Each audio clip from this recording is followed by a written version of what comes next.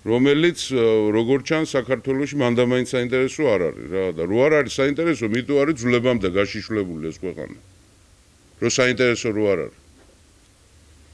არ დამისრულებია. ანუ სახელმწიფო ენის პრობლემა არსებობს საქართველოში. მესამე პრობლემა არის ვინ ფლობს ქონებას საქართველოში. საქართველოში ქონებას ფლობს უმეტესწილად სხვა ქვეყნის მოქალაქეები ან ნაცმოძრაობის ელიტა, რომლებიც გარეთ გადიან, აფიქსირებენ თავიანთ ფირმებს, რაღაცა დიდებული სახელებით, მთელი წინადადებები რო არის, ჩამოდიან და ყიდულობენ. საქართველოში ქართველებს აკრძალული აქვთ საქმის წარმოება.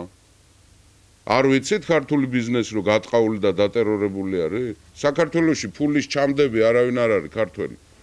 შემდეგ ქვეყნის გარეთ ცხოვრობს ძალიან ბევრი ქართველი, რომლებსაც სერიოზული ფინანსური შესაძლებლობები აქვთ. ისინი ვერ დებენ საკუთარ სამშობლოში ინვესტიციებს. ვერ აბანდებენ. ანუ ეს ყველაფერი მიდის აი რკინიგზაზე არის შემდგარი და მიექანება სინგაპურისკენ. და სინგაპურის ქართველი ერის დაღუპვა არის, ქართველობის დაღუპვა არის და დამთავრება არის ამ ქვეყნის.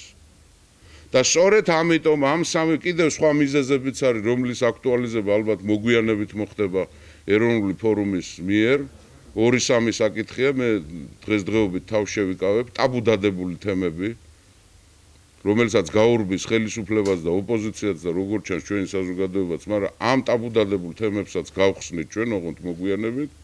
ეს სამი საკითხი არის საკმარისი იმისთვის, რომ ზუსტად 27 სექტემბერს დიდი ქართული ტრაგედიის და კატასტროფის დღეს ჩვენ გამოვხატოთ ის უკმაყოფილება, რა უკმაყოფილებაც დაგროვილი გვაქვს თითოეულ ჩვენთაგანს, ყოველ შემთხვევაში მე ასეთი ინფორმაცია მაქვს და შეიძლება ვწდები და ქართველი ერი არის ბედნიერების მწვერვალებზე შემდგარი, არ ვიცი, რასაც ნაცმოძრაობა ამბობს, ხო? ამას ჭირდება დადასტურება. ზუსტად ამ დღეს უნდა მოვაწყოთ ქართველთა მარში, რომელიც დააფიქსირებს დიდ უკმაყოფილებას იმ პროცესებთან დაკავშირებით, რაც ხდება ქვეყნის შიგნით და ქვეყნის გარეთ. და ეს იქნება დემონსტრირება ქართველი ერისა იმასთან დაკავშირებით, რომ რაც ხდება საქართველოს გარშემო. გარეთ ქვეყნის შიგნით, როცა საქართველოს ბედიღბალზე არის საუბარი, ქართველი ერის ინტერესები გათვალისწინებული აღარ არის, იმიტომ რომ სუბიექტად ისტორიის სუბიექტად, კულტურულ სუბიექტად, ცივილიზაციის სუბიექტად ქართველი ერი აღარ ითვლება. ამიტომ აქ არის საუბარი, რომ აი ფორუმის ინიციატივა, დიახ ინიციატივაა და მაორგანიზებელი ძალა ჩვენ ვართ, მაგრამ ეს არ არის პარტიული აქცია. არავითარ შემთხვევაში. ეს არის ყველას აქვს უფლება მიიღოს და მოვალეობაც აქვს ყველას მიიღოს. ქართველ ერს როცა ვამბობ, მე გულისხმობ ეთნიკურ ქართველებსაც და არაქართველებსაც.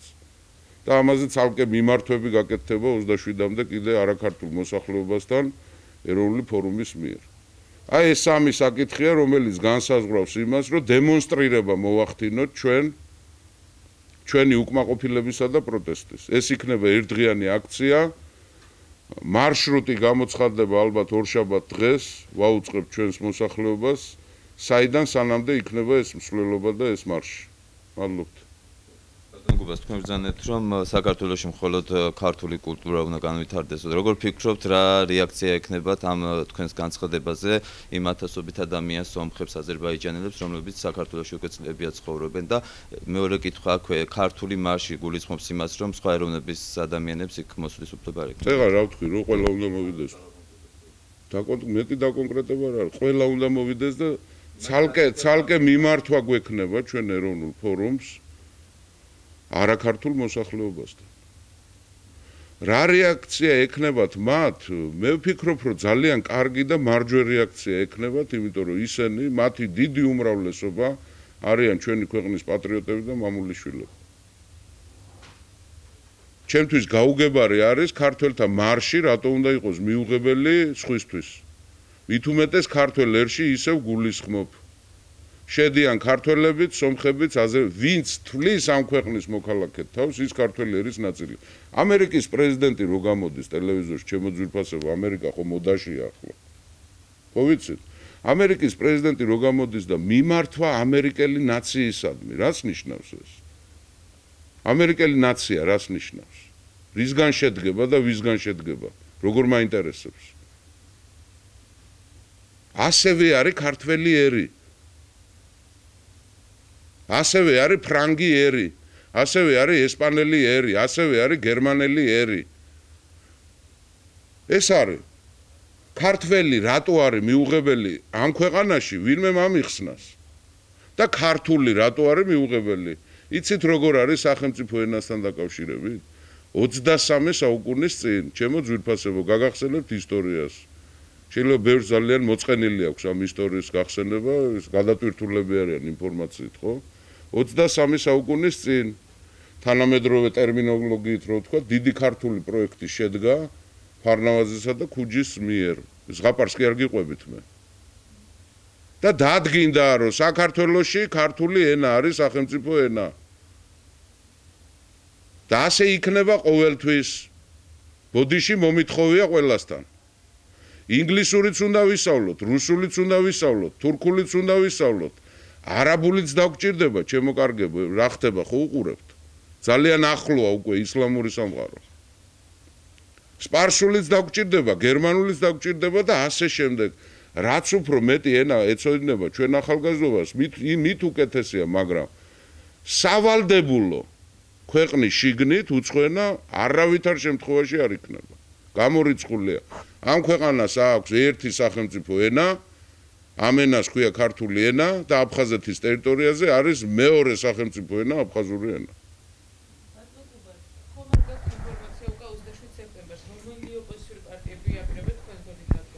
არა გვაქვს ამის შესახებ ინფორმაციები, მე გეტყვით იმასაც, რომ მადამაინც არ გვინდა შევაწუხოთ ჩვენი კოლეგები, მე ისე ვიმეორებ, ეს არ არის პარტიული აქცია. არავითარ შემთხვევაში ეს არის ქართველთა მარში, ანუ საქართველოს მოქალაქეები, ვისაც არ მოგწონს რაც ხდება ქვეყანაში, მათ უნდა მივიღოთ მონაწილეობა. აქ პიროვნულია წინ გადმოწეული თუ ვატყობთ, ხო, და არა პარტიული. გუბას ეროვნულ ფორუმზე კი არ არის საუბარი, არამედ საუბარი არის გუბას სანიკიძეზე, კახაბერ შარტავაზე, რევას შავიშვილზე, ნოდარ ჯავახიშვილზე და ასე შემდეგ. პიროვნებების მარში უნდა იყოს ეს. ნახოთ რას იზამენ, როგორ იზამენ, ჯერ კიდევ დრო არის მანამდე. ყველა ჩვენ არ ვიქნებით ამ აქციის მასპინძლები, ყველას ვეუბნებით, არავითარ შემთხვევაში. ნურავი ნუ ჩათვლის ამას. ბატონ გუბას ოპოზიციური გეგმები როგორია ბატონ გუბას? იგივე 6-იან თქვა ტრაპეზიანი, საიდან როგორ განვითარდება მოვლენები? რაც შეეხება 6-იანს, ხო? 6-იანზე არის ბევრი ჭორები, ხმები დადის, ერთმანეთის გამომრიცხავი. ვიმეორებ, 6-იანი არის თემატური ერთობა, აქ არის საარჩევნო გარემოსთან საუბარი. 6-იანს აქვს ბოლომდე მისაყვანი ეს საქმე. ეს საქმე ამ შემოდგომაზე უნდა დასრულდეს, ან კი ან არათი, ან ვაღებიებთ, ან ვერ ვაღებიებთ, ხო? ცვლილებას, ხელისუფლებას, გამოცვლას საარჩევნო გარემოში. რას დაგეგმავს 6-იანი, როგორ დაგეგმავს, რანაირად დაგეგმავს, რა აქციებს დავგეგმავთ ჩვენ? ეს არის გადასაწყვეტი 6-იანში. ეროვნულ ფორუმს მიაჩნია გარდა ამისა, რომ 6-яნის მარტო 6-იანს არ ევალება დემოკრატიის გამტკიცება ქვეყანაში, ამიტომ ეროვნულ ფორუმს მიაჩნია, რომ უნდა გაფართოვდეს არეალი მონაწილე სუბიექტების ამ საქმიანობაში, რასაც ქვია საარჩევნო გარემოს გამოცვლა. აი ეს შემიძლია გითხრათ.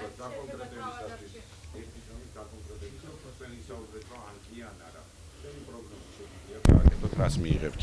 ამას გადაწყვეტავს ჩვენი აქტიურობა, ჩვენი ორგანიზებულობა, ჩვენი დარაზმულობა. ჩვენ თუ ბევრნი და ორგანიზებული ვიქნებით და თავს დავანებებთ ერთმანეთის კინკლაობას და ლანძღვაგინებას და ყუმბარების სროლას, თუ ნაკლებს ვიზამთ ამას ქართული ოპოზიცია, მე დარწმუნებული ვარ წარმატებაში. რომელიც იმას და მერე თქვენ, ხო? დიახ. არის თუ არა მოსალოდნელი, რომ 6-იანმა როგორც ერთმა ბლოკმა, ერთ ბლოკად მიიღოთ არჩევნებში მონაწილეობა? თქვენ როგორ ფიქრობთ? ეს არის ძალიან ადრე დასმული შეკითხვა. პრინციპში მარჩიელობა უნდა გამოგვივიდეს ახლა მე და თქვენ, იმიტომ რომ ძალიან ბევრი პირობა ჭირდება ამას. პირველი, თვითონ ეროვნულ ფორუმს ჯერ გადაწყვეტილება არც აქვს მიღებული ღებულობს თუ არა არჩევნებში მონაწილეობას და რა პირობებში მიიღებს მონაწილეობას არჩევნებში. სამდე ეს გადაწყვეტილება მიღებული არ აქვს პოლიტიკურ ორგანიზაციას, ცხადია ის ვერ ისაუბრებს საომავლო ბლოკთან დაკავშირებით.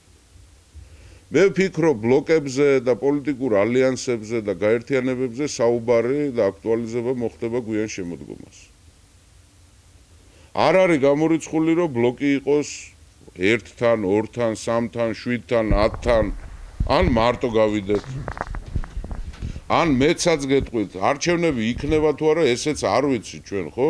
საქართველოს არ არის სტაბილური ქვეყანა. ყველამ გაითვალისწინოს ერთი რამ.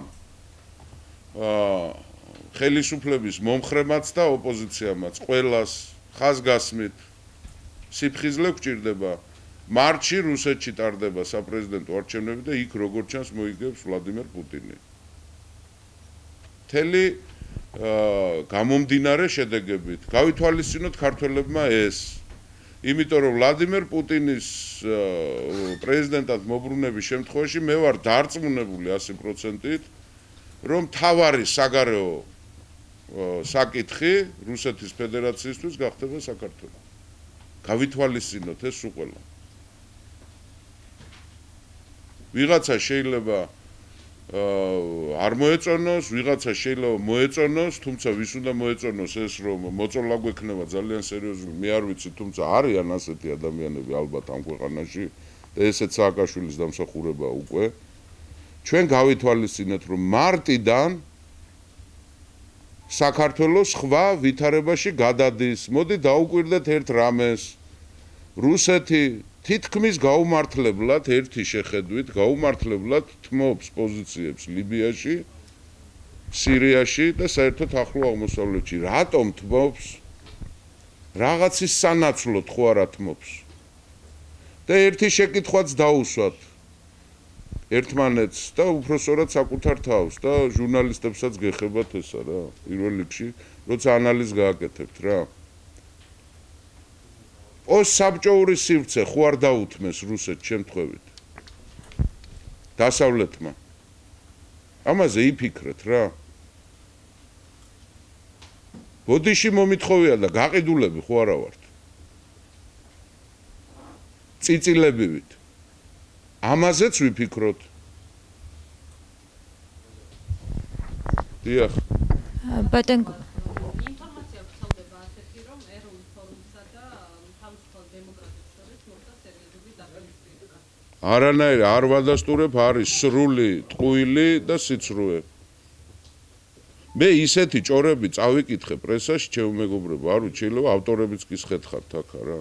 საიდან მოგაქვთ ესეთი რა? ერთმა ჟურნალისტმა ისეთ სისულელე მითხრა, არ ვიცი, ღამე არ მეძინა, ამას გადაჩვეული ვიყავი, იმიტომ რომ ნერვები მაქვს ძალიან ისე, რა ქვია, მოწესრიგებული, მაგრამ ისეთი ჭორები მითხრა, ღამე ვერ დავიძინა. და ვკითხე, საიდან იცი ეს თქვა და ინფორმატორიო მყავსო იქვე 6-იანში. ჯო მე დავდივარ იმ 6-იანი შეკრებაზე. და რა ინფორმატორი ყავს, რომელი ინფორმატორი ყავს, ვინც ამ სისულელე მერე ურჩიე რომ გამოცვალე რა ეს ინფორმატორი რა. არ ვარგა ტყუილებს გეუბნება. გასულელებს შეუბედურო. არანაირი შეხლა, შემოხლა, ჩხუბი, აი არის საუბარი რომ 6-იანი იშლება, 6-იანში კვოტებზე საერთოდ საუბარი არ ყოფილა ხალხო. იცი როგორ არის? მე ჩემი რჩევა იქნება მედიის წარმომადგენლებთან რა. რომლებიც როგორ ჩანს კონტროლდება ხელისუფლებისგან, ნახა არ გვინდა ეს ხატზე ნუ დაიფიცებთ, ხო? ჩემი თხოვნა, როცა ჭორს გაავრცელებთ ხოლმე. იმ ჭორის დანიშნულება არის, რომ დეზინფორმაცია მიაწოდოთ მოსახლეობას. გავიგე, მაგრამ თქვენ კი ნუ დაიჯერებთ ამას. საკუთარი ტყუილების.